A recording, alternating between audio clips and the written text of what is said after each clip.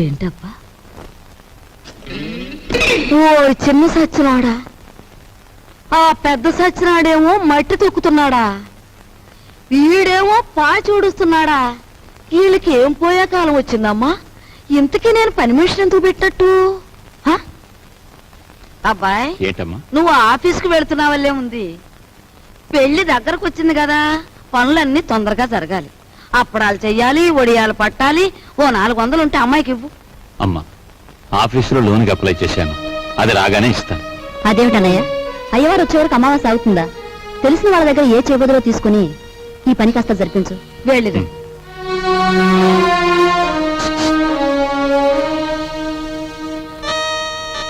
ఏమిటండి? నీకు మధ్య ఏమన్నా పోయిందా? మన బాకీ తెచ్చుకున్న వాళ్ళని పెళ్లి పనులు చేసుకోమంటావేంటి? అయ్యో రామ, పెళ్లి చూపుల రోజు మీరేమన్నారు? మా కట్నం బాకీ తెచ్చకుండా ఇంట్లో ఏ శుభకార్యం జరగటానికి వీల్లేదన్నారా? ఇప్పుడు ఈ పెళ్లి జరిగిందనుకోండి, దానికి ముందు మన బాకీ తీరుస్తారన్నమాటేగా. అమ్మని, నువ్వు అసలు రాజకీయాల్లో దిగాల్సిందానివే, పొరపాటున నన్ను కట్టుకున్నావు. సమయానికి వచ్చారే పిల్లలారా, మీ పెళ్లి పనులు మేము అందుకోవద్దు, అలాగే మా ఇంట్లో పనులు కూడా. రండి రండి.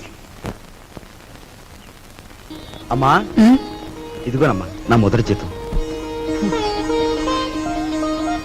జీతమా? అబ్బా, కూలి డబ్బులకి ఎంత గొప్ప పేరు పెట్టావురా సావిత్రి. అది ఇప్పుడు తప్పుడు మాట ఏమందే? మట్టి తొక్కాడని మందలించి 4 రోజులు కాలేదు. ఈలోగా వారు డబ్బు తీసుకొచ్చి ఇదిగోనమ్మా జీతం అంటే తగుదనమ్మా అని పుచ్చుకుంటివి. ఎంత బతుకు బతికి ఆఖరికి ముష్టి డబ్బులతో కూడి తింటావా? అమ్మా, ఆ డబ్బులు ఇలా పారేయండి. కష్టపడి సంపాదించిన డబ్బులకు విలువేమిటో మీలాంటి వారికి తెలియకపోవచ్చు. ఈ ఇంట్లో పనికి నాకు తిండి అక్కర్లేదు, వేరే జీతం అక్కర్లేదు. ఆ ముష్టి కూల్ డబ్బులు ఇలా పడేయండి. ఏది ఇదిగో.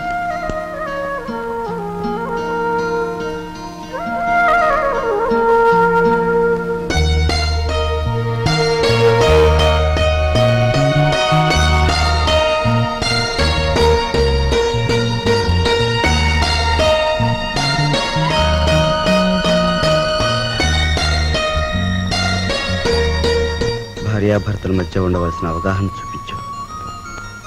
నువ్వు ఇంటికి పని మనిషివైనా నాకు నా మనిషివి.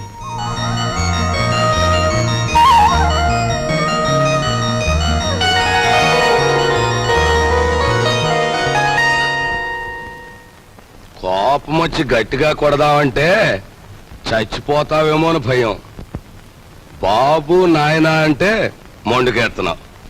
మమ్మల్ని బాధ పెట్టకుండా చెప్పే గురువా. చెప్పే గురు. మనవడక చూసావా, పరాయి సొమ్మంటే పరిసిగుంటాడు కూడా ఎలా సర్దపడిపోతున్నాడో. ఎంతమందిని బాధ పెట్టడం భావ్యం కాదు గురువా. అలో చెప్పే గురు, ఉన్న ఒక్క కూతురు ఇల్లు వదిలి వెళ్ళిపోతే నేను వెతికించలేదు, పేపర్ ప్రకటన కూడా ఇవ్వలేదు.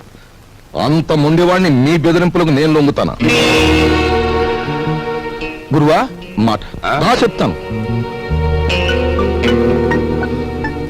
ఈ మొండిఘాటంగాడికి కూతురు ఉందంటున్నాడుగా, ఈడు పేపర్లో ప్రకటన ఇవ్వకపోయిన ఈ తరపున మనం ప్రకటించేస్తే ఆ కూతురు ఇంటికి చేరిపోద్ది. ఆ తర్వాత స్వామియే శరణం.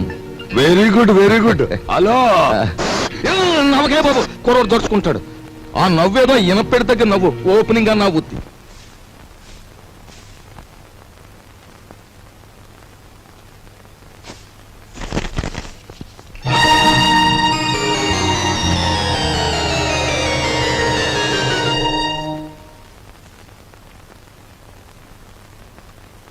ఇదేమిటండి, నా చేతి గాజులు లెక్క పెడుతున్నారు? ఈవేళ మార్నింగ్ ఇంటర్వ్యూలో ఎవడో రవిరాజ్ అట, సార్ మీరు ఇన్ని క్వశ్చన్లు వేస్తున్నారు, నేను తిరగబడి ఒక క్వశ్చన్ అడిగితే జవాబు చెప్పగలరా అన్నాడు. ఏమిటి అన్నాను. రోజు అన్నం వడ్డించే మీ ఆవిడ చేతుకున్న గాజులెన్ని అన్నాడు. Fantastic daddy. ఎవరతను? ఎవరు? రవిరాజా. తిరగబడి అటువంటి ప్రశ్న వేయాలనే థాట్ రావడం ఉంది చూసారు. That's great. He's really the hero of the present society. Jaya shut up. నీ తండ్రి మీద తిరగబడిన వాడు నీకు హీరోగా కనిపిస్తున్నాడా? నాలాంటి వాడి కాళ్ళ చుట్టూ దేహి ఉద్యోగం ఇవ్వండి బ్రతుకుతామని ప్రదక్షిణాలు చేసే ఒక నిర్భాగ్యుడు నీ దృష్టిలో హీరో ఆఫ్ ది ప్రజెంట్ సొసైటీయా? నీ చదువు ఎన్ని వెర్రతల్ల వేస్తోందంటే, అవునులే, నువ్వు తిరగడానికి ఒక కారు, వీలైనంత ఖర్చు పెట్టుకోవడానికి బ్యాగ్ నిండా డబ్బు, నువ్వేది అడిగితే అది క్షణాల మీద సమకూర్చే తల్లిదండ్రులు, ఏసీ రూమ్లు, సోఫా బెడ్లు, తినడానికి ఖరీదైన భోజనం, ఇవన్నీ ఉంటే నీకు మంచేమిటో చెడ్డేమిటో ఏమాత్రం తెలియడం లేదు. అదే చాలీ చాలని తిండి, చాలీ చాలని బట్ట, బ్రతుకుతున్నావో చస్తున్నావో అర్థం కాకుండా బ్రతుకుతున్న ఏ దౌర్భాగ్యులలో 4 రోజుల పాటు ఉంటే తెలుస్తుంది. జయ, అక్కర్లేదు, పిలవక్కర్లేదు. ఆకలేస్తే అదే వస్తుంది. ఏసీ రూమ్లు, సోఫా బెడ్లు, తినడానికి ఖరీదైన భోజనం, ఇవన్నీ ఉంటే నీకు మంచేమిటో చెడ్డేమిటో ఏమాత్రం తెలియడం లేదు. అదే చాలీ చాలని తిండి, చాలీ చాలని బట్ట, బ్రతుకుతున్నావో చస్తున్నావో అర్థం కాకుండా బ్రతుకుతున్న ఏ దౌర్భాగ్యులలో 4 రోజుల పాటు ఉంటే తెలుస్తుంది. జయ, అక్కర్లేదు, పిలవక్కర్లేదు.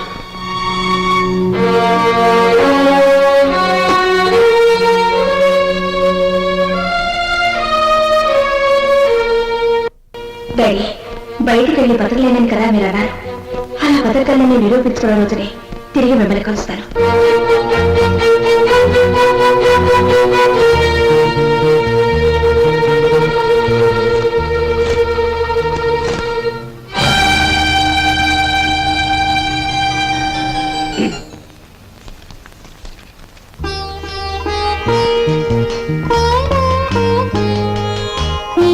నీ సంస్కారం చూసి ఆశ్చర్యం కలిగినా నువ్వు కలవారి అమ్మాయివని మాత్రం ఊహించలేకపోయావు.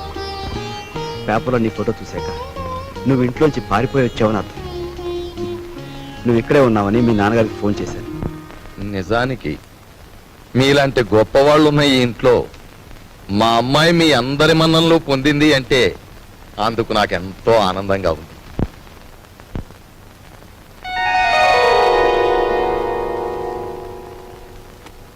ఇదిగో పిల్ల, నిన్ను ఎప్పుడెప్పుడు ఏమేమి తిట్టానా అని ఆలోచిస్తే అస్సలు నిన్ను తిట్టకుండా ఎప్పుడున్నానో గుర్తు రావడం లేదు.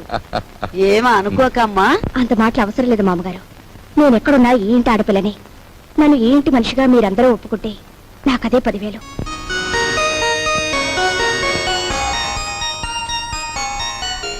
కూర్చోమ్మ, వెళ్ళొస్తాను. వెళ్ళదు, వెళ్ళదు. నువ్వు వెళ్ళి అమ్మకి కనిపించు, నీకోసమే చూస్తోంది. చూడమ్మా, నేను పైకెక్కి దిగలేను గాని ఆ సేఫ్ లో 50,000 పట్ల ఆఫీసు తీసుకెళ్ళాను. అదేమిటి డాడీ, మీరు సేఫ్ నంబర్ నాకు ఎప్పుడు చెప్పలేదుగా. సారీ, నీకు తెలియదుగా. వెళ్ళి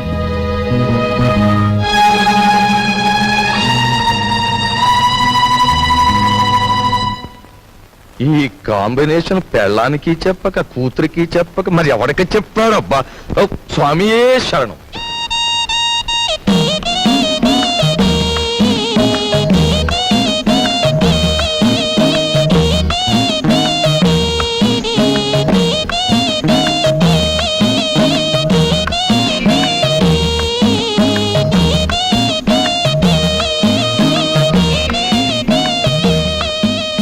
భయపడొద్దు, అటు తలుపు తీసి ఉంచుతాను, రా.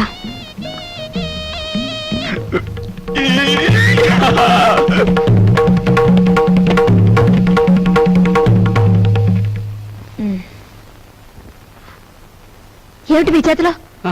ఇదివ్వండి. ఏం లేదు, ఏం లేదు. డాక్టర్ మీకేం చెప్పారు? వీడియోలు కాల్స్ వద్దన్నారా లేదా?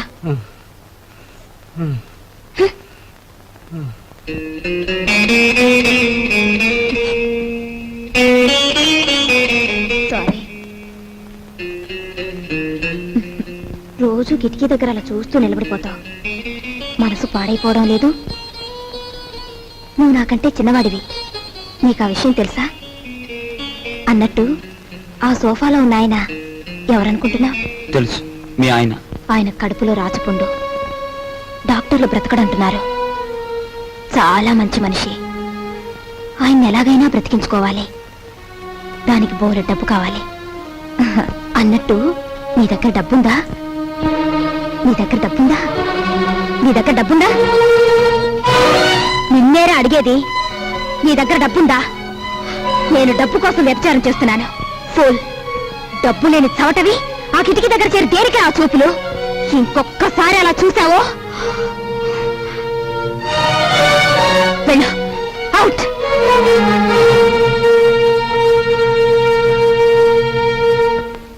సార్, సార్, నా కూతురు వివాహానికి పిఎఫ్ లోనికి అప్లికేషన్ పెట్టాను. అందులో సగమే శాంక్షన్ చేశారు. చూడండి, ఇప్పటికే మీ జీతం మీద అన్ని రకాల అప్పులు తీసుకున్నారు. అందుకే హెడ్ ఆఫీస్ సగం శాంక్షన్ చేసింది. అది కాదు సార్. మీ మీద ఎంత అభిమానం ఉన్నా రూల్స్ కు విరుద్ధంగా నేనేం చేయలేను. I'm sorry.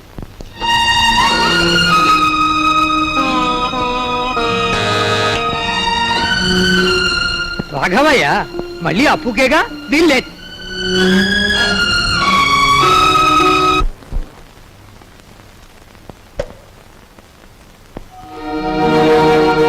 మీరా? ఎక్కడి నుంచి నాన్న? ఈ వీధిలో ఎవరో అప్పిచ్చేవారు ఉన్నారంటే అడగాలని వచ్చాను.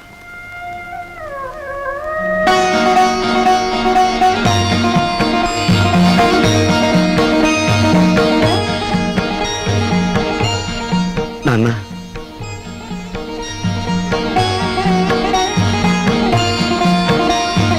మట్టి తొక్కుతున్నావని నిన్ను ఏసడించుకుని అప్పుల కోసం వీధుల వెంట తిరగటం అంతకంటే అసహ్యమని నాకు తెలుసు. నాన్న, నేను మారిపోయానని చెప్పేందుకు రాలేదు. మేం మారవని చెప్పటానికే నేను ఇక్కడికి వచ్చాను. నాన్న, అంతే. మేం మారం, మా తరం అంతే.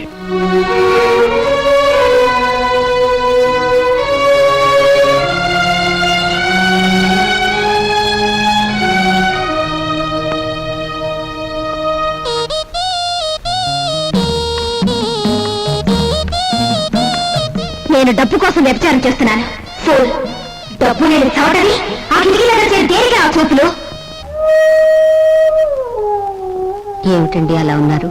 సావిత్రికి మనం డబ్బు ఇవ్వలేదనుకో, సావిత్రి వాళ్ళ ఆయన మనల్ని వీధిలోకి ఇడుస్తారు. సరస్వతి పెళ్లి వద్దన్నామనుకో, దానిది చిన్న వయస్సు. ఈ పెళ్లి చెడిపోవటం అది భరించలేదు.